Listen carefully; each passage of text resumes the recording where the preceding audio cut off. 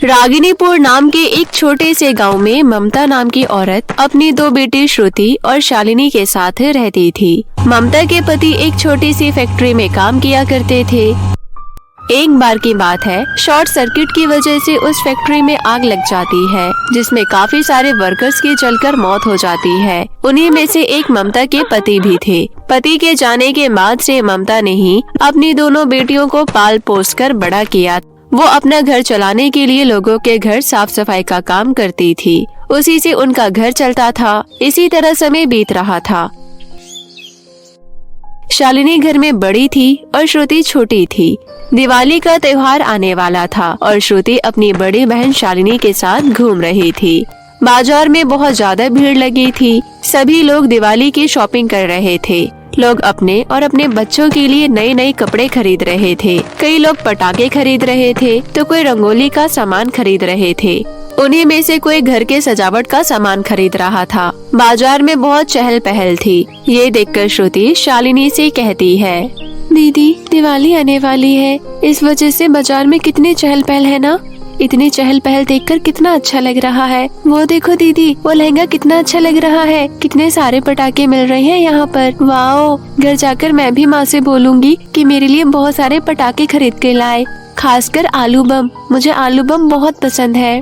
श्रुति की ये सारी बातें सुनकर शालिनी कहती है, नहीं श्रुति, तुम माँ से ये सब मत बोलना, क्योंकि जब से पिताजी की मौत हुई है, माँ बड़ी मुश्किल से हम दोनों का पेट पालती है और बहुत मेहनत करती है। पता नहीं पटाखे और नए कपड़ों के लिए उनके पास पैसे होंगे भी या नहीं।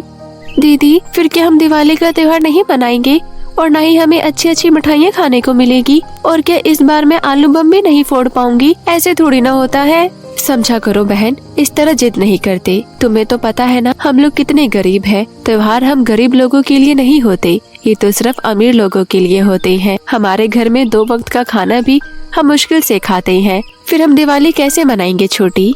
चलो, माँ ने कहा था हमें आलू लेकर जाना है। उसके बाद दोनों बहनें आलू लेकर घर आ जाती है। घर आने के बाद श्रुति अपनी माँ से कहती है, माँ देखो ना, दीदी कह रही है कि हम लोग दिवाली का त्योहार नहीं मना पाएंगे और आप हमें नए कपड़े भी नहीं दिलाओगी और न ही हम मिठाइयाँ खा पाएंगे। माँ, दीदी झूठ बोल रही है ना? आप मुझे सब कुछ दिलाओगी ना माँ? हाँ मेरी बच्ची, मैं तुम्हें सारी चीजें दिलवाऊंगी। शालिनी बेटा, तुम्हें ऐसा क्यों लगा कि इस बार मैं तुम्हें दिवाली पर कुछ नहीं दिलाऊंगी? तुम्हें पता है मालकिन क्या कह रही थी कि इस बार वो मुझे पगार बढ़ा कर देगी। उन्हीं पैसों से मैं तुम्हें कपड़े, मिठाइयाँ और पटाखे सब कुछ दिला दूंगी। अब तो तुम दोनों खुश हो ना?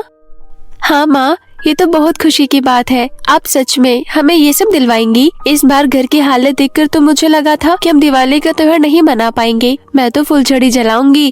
मुझे बम पटाखों से बहुत डर लगता है। दीदी, तुम तो डरपोक हो। मुझे तो आलू बम पसंद है। मुझे तो आलू बम चलाने में बहुत मजा आता है। माँ, मुझे बाजार में एक लहंगा बहुत पसंद आया था, तुम मुझे वो लहंगा भी दिला देना, ठीक है? ठीक है मेरी गुड़िया रानी, मैं तुम्हें सब कुछ दिलवा दूंगी। चलो अब फटाफट दोनों बहनें खाना खा लो। मुझे कल मालकिन के घर जल्दी जाना है। दिवाली आ रही है ना, तो सफाई भी तो करना है। उसके बाद सभी खाना खाकर सोने चले जाते हैं। अगले दिन ममता सुबह जल्दी उठकर अपने घर का सारा काम कर लेती है और जल्दी जल्दी मालकिन के घर चली जाती है और वहाँ की साफ सफाई करने लगती है। तभी ममता की मालकिन उससे कहती है, सुनो ममता, आज तुम जरा अच्छे से घर की सफाई कर देना। तुम तो जानती हो दिवाली आने वाली है। बाहर वाले स्टोर रूम के भी अच्छे से सफाई कर देना। ध्यान रहे, मुझे कहीं पर भी गंदगी नहीं दिखनी चाहिए। ठीक है मालकिन, मैं आज घर की अच्छे से सफाई कर दूंगी, पूरा घर चमका दूंगी। मालकिन, आपने कहा था कि आप इस दिवाली मुझे पगार बढ़ा कर दोगी। अगर वो पैसे मुझे आज मिल जाते तो अच्छा रहता, क्योंकि मुझे दिवाली पर बच्चों के लिए कपड़े और मिठाइयाँ लानी है। बच्चे पटाखे के लिए भी जिद कर रहे थे। अगर आप पैसे दे देती तो अच्छा रहता। हाँ हाँ, मुझे याद है। तुम पहले घर की सफाई कर दो, उसके बाद शाम को घर जाते वक्त मुझसे पैसे ले लेना। ममता खुशी खुशी अपने कामों में लग जाती है। ममता आज बहुत ही खुश थी, इसलिए वो खुशी खुशी घर के काम करने लग जाती है। वो पूरे फर्श पर पानी डालकर घर धो रही थी। तभी वहाँ पर उसकी मालकिन की बेटी कामिनी आ जाती है और वो पानी में फिसलकर गिर जाती है। कामिनी के गिरने पर ममता को हंसी आ जाती है। ममता को हंसता देख कामिनी गुस्से से लाल हो जाती है और कहती है, हे भगवान, मुझे चोट लग गई और तुम्हें हंसी आ रही है। माफ करना छोटी मालकिन, मुझे नहीं पता था कि आपको चोट लग गई है, मुझे माफ कर दीजिए। तुमसे एक काम ठीक से नहीं होता है, तुम्हें कोई माफी नहीं मिलेगी। निकल जाओ मेरे घर से, कोई जरूरत नहीं है यहाँ तुम्हें काम करने की। तुम्हारी वजह से मैं गिर गई और मेरे सारे कपड़े खराब हो गए। मम्मी तुम कहाँ हो, जल्दी से यहाँ आओ। देखो इस नौकरानी ने मेरे साथ क्या किया। क्या हुआ बेटा? फिर कामिनी ने अपनी माँ को सारी बात बताई। माँ, ये नौकरानी कल से हमारे घर में नजर नहीं आनी चाहिए। इसकी वजह से मैं गिर गई और मुझे चोट भी लग गई, ऊपर से ये मुझ पर हंस रही थी। ममता, क्या मेरी बेटी सही कह रही है? तुम इतनी लापरवाही से काम कैसे कर सकती हो? तुम्हारी वजह से मेरी बेटी को चोट लग गई है। तुम रुको कामिनी, मैं अभी डॉक्टर को फोन करती हूँ। और तुम सुनो ममता, आज के बाद तुम्हें मेरे घर पर काम करने की कोई जरूरत नहीं है। और हाँ, तुम्हारी गलती की वजह से मैं तुम्हें पिछले महीने की भी सैलरी नहीं दूंगी। मालकिन, ये आप क्या कह रही हो? आप मेरे साथ ऐसा कैसे कर सकती हो? मैं आपके यहाँ कितनी मेहनत और लगन से काम करती हूँ। मुझे थोड़ा भी अंदाजा नहीं था कि कामिनी मैडम को चोट लग गई है। मालकिन, कम से कम मुझे मेरी मेहनत की कमाई तो दे दीजिए। हम गरीब के साथ ऐसा मत करिए मालकिन। ममता बहुत गिड़गिड़ाती है, लेकिन उससे मालकिन को कोई फर्क नहीं पड़ता और वो बिना पैसे दिए ही उसे काम से निकाल देती है। ममता उदास होकर वहाँ से आ जाती है और काम की तलाश में लोगों का दरवाजा खटखटाने लगती है, लेकिन उसे कहीं भी काम नहीं मिलता है। वो उदास होकर घर वापस आ जाती है। तभी शालिनी कहती है, माँ क्या बात है, आज आप इतनी जल्दी घर कैसे आ गई? रोज तो आप शाम को घर आती है, लेकिन आज दोपहर में ही आ गई। आप कुछ परेशान भी लग रही है। तभी ममता रोते हुए अपनी दोनों बेटियों को गले से लगा लेती है और बोलती है, मेरी प्यारी बच्चियों, मुझे माफ कर दो। मैं तुम दोनों के लिए कुछ नहीं कर पाई। मुझे मेरी मालकिन ने काम से निकाल दिया और इतनी जल्दी मुझे कहीं काम नहीं मिल पा रहा। यहाँ तक कि मालकिन ने मुझे इस महीने की सैलरी भी नहीं दी। घर में थोड़ा सा ही राशन बचा है, अब हमें वही खाकर दिवाली का त्योहार मनाना पड़ेगा। दिवाली के बाद देखती हूँ, शायद मुझे कोई काम मिल जाए। मुझे माफ कर दो बच्चों, इस बार मैं तुम्हें दिवाली पर नए कपड़े, पटाखे और मिठाइयाँ नहीं दिला पाऊंगी। इतना बोलकर ममता रोने लगती है। तभी श्रुति कहती है, माँ अब चुप हो जाइए, मुझे कुछ भी नहीं चाहिए, ना कपड़े चाहिए, ना ही आलू बम चाहिए। दीदी ने सही कहा था, ये दिवाली हम लोगों के लिए बनी ही नहीं है। मैं अब कोई जिद नहीं करूँगी, बस अब रोना बंद कर दो माँ। आप देखना, दिवाली के बाद आपको जरूर काम मिल जाएगा। इसी तरह 2 दिन बीत जाते हैं। घर में जो भी राशन था, अब वो सब खत्म हो चुका था। तभी ममता अपने बटुए में से 100 रुपए निकालती है और अपनी दोनों बेटियों से कहती है, बेटी मेरे पास बस यही पैसे बचे हुए हैं, तुम बाजार जाकर इस पैसे से दाल और चावल ले आओ। पैसे लेकर दोनों बहनें बाजार चली जाती है। बाजार में खूब चहल पहल थी। ये सब देखकर श्रुति निराश हो जाती है। तभी शालिनी उसे समझाते हुए कहती है, उदास मत हो छोटी, देखना हमारे भी अच्छे दिन जरूर आएंगे और हम भी दिवाली का त्योहार बहुत धूमधाम से मनाएंगे। दीदी देखो ना, बाजार में हर जगह आलू बम मिल रहे हैं। अगर इन पैसों में से थोड़े पैसे बचेंगे, आप मुझे बस एक आलू बम दिला देना। ठीक है छोटी। उसके बाद शालिनी दाल और चावल खरीद लेती है, लेकिन दाल और चावल खरीदने के बाद उसके पास 1 भी रुपया नहीं बचता। वो श्रुति से कहती है, छोटी पैसे तो बचे ही नहीं। शालिनी की ये बात सुनकर श्रुति रोने लगती है। तभी शालिनी एक दुकान वाले के पास जाकर कहती है, अंकल क्या आप हमें एक आलू बम फ्री में दे दोगे? मेरी बहन को ये वाला पटाखा बहुत पसंद है, वो इसके लिए रो रही है। प्लीज अंकल बस एक दे दो। अपने बाप की दुकान समझकर आ गई है क्या? एक पटाखा 15 रुपए का है, बढ़िया ही फ्री में लेने वाली, जा यहाँ से। दुकान वाला शालिनी और श्रुति को वहाँ से भगा देता है। फिर दोनों बहनें दुखी होकर घर वापस आने लगती है। तभी रास्ते में उन्हें एक तितली दिखती है जो मकड़ी के जाले में फंसी हुई थी। उसे देखकर श्रुति कहती है, दीदी वो देखो कितनी सुंदर तितली है, लेकिन वो तो मकड़ी के जाल में फंसी हुई है, चलो उसे निकालते हैं। उसके बाद दोनों बहनें तितली को मकड़ी के जाल से निकालकर उड़ा देती है। वो तितली उड़ते ही एक परी का रूप ले लेती है। तितली को परी बनता देख दोनों बहनें हैरान हो जाती है। तभी परी कहती है, तुम दोनों इस तरह हैरान मत हो, मैं परी लोग से तितली बनकर यहाँ घूमने आती हूँ, लेकिन आज अचानक मैं मकड़ी के जाल में फंस गई। मुझे तो लगा कि आज मेरी मृत्यु तय है, लेकिन तुम दोनों भली लड़कियों ने मुझे बचा लिया। तुम्हारा बहुत बहुत धन्यवाद, तुमने मेरी जान बचाई, इसलिए मैं तुम्हें कुछ देना चाहती हूँ। इतना कहकर परी वहाँ पर एक आलू बम प्रकट करती है और कहती है, ये एक जादुई आलू बम है, तुम इससे जो कुछ भी कहोगी ये तुम्हें दे देगा, ये तुम्हारी पूरी जिंदगी बदल देगा। अच्छा अब मैं चलती हूँ, परीलोक में मेरी माँ परेशान हो रही होगी। इसके बाद परी वहाँ से गायब हो जाती है। जादुई आलू बम पाकर दोनों बहनें बहुत खुश होती है और उसे लेकर घर जाकर अपनी माँ को सारी बात बताती है। सारी बात जानकर ममता भी बहुत खुश होती है और मन ही मन भगवान को धन्यवाद करती है। उसके बाद शालिनी अपने लिए एक बड़ा सा घर, मिठाइयाँ और बहुत सारी चीजें मांगती है।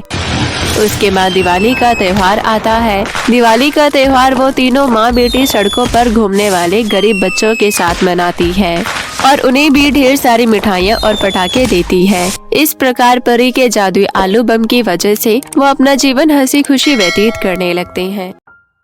मोहन अपनी पत्नी के साथ रामविलास नाम के एक गांव में रहा करता था। मोहन की 8 साल की एक नैना नाम की बहुत प्यारी सी बेटी भी थी, जिससे मोहन बहुत ही ज्यादा प्यार करता था।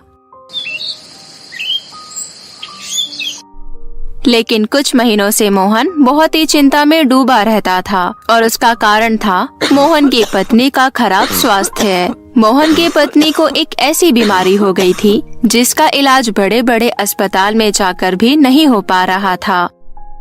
मोहन अक्सर इसी चिंता में घिरा रहता था कि उसकी पत्नी के जाने के बाद उसका और उसकी बेटी का क्या होगा। लेकिन कहते हैं ना, होने को कौन टाल सकता है। मोहन की पत्नी की मृत्यु हो जाती है, जिससे मोहन बहुत ही ज्यादा दुखी हो जाता है। लेकिन फिर उसे अपनी बेटी का ख्याल आता है और वो अपनी बेटी नैना को संभालने लगता है। नैना अभी ज्यादा बड़ी नहीं थी और उसे संभालने के लिए एक माँ की जरूरत थी। इसलिए मोहन दूसरी शादी करने की ठान लेता है ताकि नैना को अपनी माँ का प्यार मिलता रहे। और फिर कुछ ही दिनों बाद मोहन की शादी विमला नाम की एक औरत से हो जाती है, जिसकी खुद की एक त्रिशा नाम की बेटी थी, जिसकी उम्र नैना जितनी ही थी। शुरुआत में तो विमला नैना को अपनी बेटी त्रिशा जितना ही प्यार दुलार करती है, लेकिन कहते हैं ना, अपना अपना होता है और पराया पराया। और यहाँ पर भी यही हुआ। धीरे धीरे समय के साथ साथ विमला का बर्ताव नैना के प्रति बुरा होता गया, लेकिन नैना को ये समझ नहीं आ रहा था कि ये सब आखिर हो क्यों रहा है।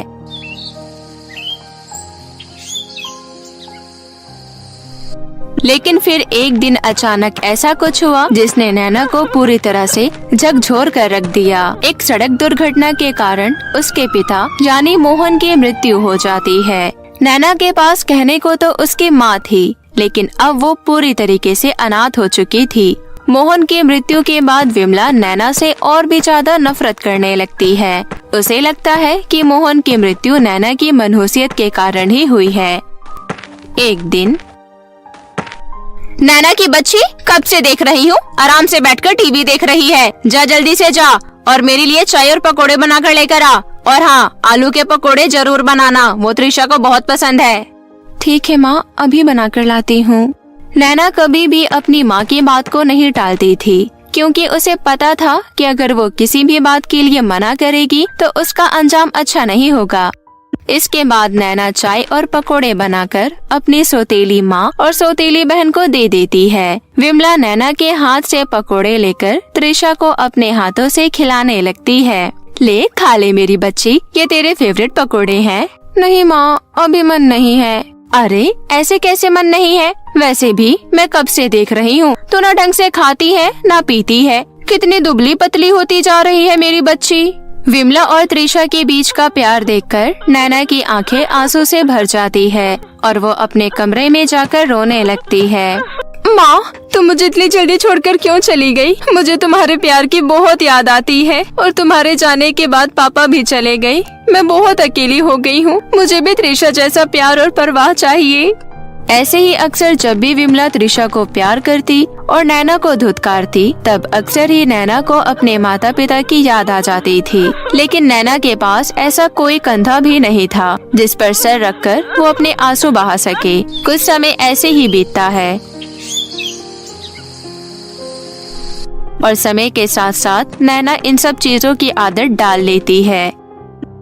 एक दिन अरे नैना, इधर आ, जल्दी से जाकर 2 प्लेट मोमोज और जलेबी लेकर आ। क्या हुआ माँ, कोई आने वाला है क्या? तू सवाल बहुत करती है, कभी कोई काम मुंह बंद करके भी कर लिया कर। अरे आज त्रिशा का रोटी सब्जी खाने का मन नहीं है और उसने कहा कि उसे समोसे और जलेबी खाने हैं, इसलिए मंगा रही हूँ। अब मुंह बंद करके जल्दी से जा और जल्दी से लेकर आ। ठीक है माँ, अभी जाती हूँ। नैना रास्ते में मन ही मन खुद से बातें करने लगती है। विमला माँ त्रिशा से कितना प्यार करती है, काश वो मुझसे भी इतना ही प्यार करती। कल मेरा जन्मदिन है, लेकिन मैं जानती हूँ हर बार की तरह इस बार भी किसी को याद नहीं होगा और इस बार भी मैं अपना जन्मदिन आंसुओं के साथ ही मनाऊंगी। ऐसे ही खुद से बातें करते करते नैना हलवाई की दुकान पर पहुँच जाती है, पर वो देखती है कि हलवाई की दुकान बंद है। अरे ये दुकान तो बंद है और इससे पहले वाली दुकान भी बंद थी। अगर मैं आज समय से समोसे और जलेबी लेकर घर नहीं गई तो डांट तो पड़ेगी ही, साथ में भूखा और सोना पड़ेगा। एक काम करती हूँ, ये जंगल पार करके जो पास वाला गांव पड़ता है वहाँ चली जाती हूँ। वहाँ पर बहुत सारी हलवाई की दुकान है। ऐसा सोचकर नैना जंगल के रास्ते से दूसरे वाले गांव जाने लगती है। तभी उसे जोर से प्यास लगती है। नैना पानी के लिए इधर उधर देखती है तो उसे कुछ ही दूरी पर एक झोपड़ी दिखाई देती है। मुझे यहाँ पानी जरूर मिल जाएगा और लगता है अंदर कोई है भी। फिर जैसे ही नैना उस झोपड़ी के अंदर जाती है तो वो देखती है कि एक बहुत ही बूढ़ी औरत बीमार अवस्था में बिस्तर पर पड़ी हुई है। नैना उस बूढ़ी औरत से कहती है, अम्मा जी, मैं इस जंगल से गुजर रही थी और मुझे बहुत ही ज्यादा प्यास लग रही थी। तभी मेरी नजर आपकी झोपड़ी पर पड़ी। क्या मुझे यहाँ पानी मिलेगा? हाँ बेटी, मिल तो जाएगा, लेकिन मैं खुद खड़ी होकर तुम्हें पानी नहीं दे सकती। मैं तो खुद 3 दिन से इस बिस्तर पर बिना खाए पिए पड़ी हूँ। मेरी हड्डियाँ बहुत ही ज्यादा कमजोर हो चुकी है, मैं चल तक नहीं पा रही हूँ। क्या तुम मुझे अपने हाथों से पानी पिला सकती हो? नैना को देर हो रही थी, लेकिन फिर वो उस बूढ़ी औरत की हालत देखती है और फिर उसे भी पानी देती है और खुद भी पीती है और उसके झोपड़ी में जो अनाज होता है उसी से कुछ बनाकर उस बुढ़िया को खिला देती है। तुम्हारा बहुत बहुत धन्यवाद बेटी, तुम यहाँ खुद मदद के लिए आई थी और आकर मेरी मदद करने लग गई। भगवान तुम्हारा भला करे। इसमें धन्यवाद की क्या बात है अम्मा जी, आखिर इंसान की मदद नहीं करेगा तो कौन करेगा? ऐसा कहकर नैना वहाँ से जाने लगती है कि तभी वो बूढ़ी औरत एक साध्वी के रूप में बदल जाती है। नैना, तुम्हारे आचार और विचार दोनों ही बहुत अच्छे हैं। मैं तुमसे बहुत ही ज्यादा खुश हूँ। नैना उस बूढ़ी औरत को एक साध्वी के रूप में बदलता देख हैरान रह जाती है। अरे अभी तो आप एक बूढ़ी औरत थी, आप एक साध्वी के रूप में कैसे बदल गई? नैना, मैंने तपस्या करके बहुत ही ज्यादा सिद्धियां प्राप्त कर रखी है और इसी वजह से मैं किसी का भी रूप धारण कर सकती हूँ। और आज मैंने एक बूढ़ी औरत का रूप धारण किया। मुझे तुम्हारी हालत के बारे में पता है। मैं तुम्हारी मदद करना चाहती थी, लेकिन उससे पहले मैं तुम्हारी परीक्षा भी लेना चाहती थी, जिस परीक्षा में तुम बहुत ही ज्यादा अंकों से पास हो चुकी हो। मैं तुमसे बहुत ही ज्यादा खुश हूँ। मांगो नैना, तुम क्या मांगना चाहती हो? मुझे ज्यादा कुछ नहीं चाहिए, मैं तो बस इतना चाहती हूँ कि मेरी माँ मुझे मेरी बहन जितना ही प्यार करे और हम सब एक साथ खुशी खुशी रहे। साध्वी मुस्कुराती है और कहती है, तुम्हारा दिल सच में बहुत साफ है नैना। अगर तुम चाहती तो मुझसे सोना चांदी ना जाने क्या क्या मांग सकती थी, लेकिन तुमने मांगा भी तो क्या, माँ का प्यार। इसके बाद वो साध्वी अपने झोले में से एक लिपस्टिक निकालती है और उसे नैना को देते हुए कहती है, नैना, इस लिपस्टिक को ले जाकर तुम अपनी माँ के कमरे में रख देना। जैसे ही वो इस लिपस्टिक का इस्तेमाल करेगी, उसका स्वभाव बदल जाएगा। इस लिपस्टिक में जादुई गुण हैं, जो किसी भी बुरे इंसान को अच्छे इंसान में परिवर्तित कर देते हैं। आपका बहुत बहुत धन्यवाद साध्वी जी, आपने मेरी बहुत बड़ी मदद की है। इसके बाद नैना समोसे और जलेबी लेकर घर पहुँचती है, जहाँ पर विमला उसे डांटते हुए कहती है, अरे कहाँ मर गई थी तू? कब से इंतजार कर रही हूँ मैं। माँ, वो हमारे गांव में 2 ही हलवाई है और दोनों की दुकान बंद थी, इसलिए मैं दूसरे गांव गई थी। हाँ ठीक है, अब ज्यादा बातें मत बना और इसे निकाल कर मेरे प्लेट में लेकर आ। बेचारी त्रिशा कब से भूखी है। इस बार नैना को उसकी माँ की बातें बुरी नहीं लगती, क्योंकि वो जानती थी कि अब ये कुछ ही दिनों में ठीक होने वाला है। इसके बाद नैना रात होने पर साध्वी की दी हुई वो जादुई लिपस्टिक ले जाकर अपनी माँ के कमरे में रख देती है। अगले दिन जैसे ही विमला उठती है तो वो अनजाने में नैना की रखी हुई लिपस्टिक लगा लेती है और कुछ ही देर में उसे अपने अंदर कुछ बदलाव महसूस होता है। उसी दिन नैना का जन्मदिन भी था। नैना अपनी माँ और पिता की फोटो के आगे बैठकर उन्हें याद कर रही थी। तभी पीछे से आवाज आती है, happy birthday to you, happy birthday to you मेरी प्यारी बच्ची Naina, happy birthday to you दीदी। ये दृश्य देखकर तो नैना की आंखें आंसू से भर जाती है। उसे विश्वास नहीं हो रहा था कि ये सब सच में हो रहा है। इसके बाद विमला, त्रिशा और नैना मिलकर नैना का बर्थडे बहुत ही धूमधाम से सेलिब्रेट करते हैं और फिर उस जादुई लिपस्टिक की वजह से नैना अपनी सौतेली माँ और बहन के साथ खुशी खुशी रहने लगती है।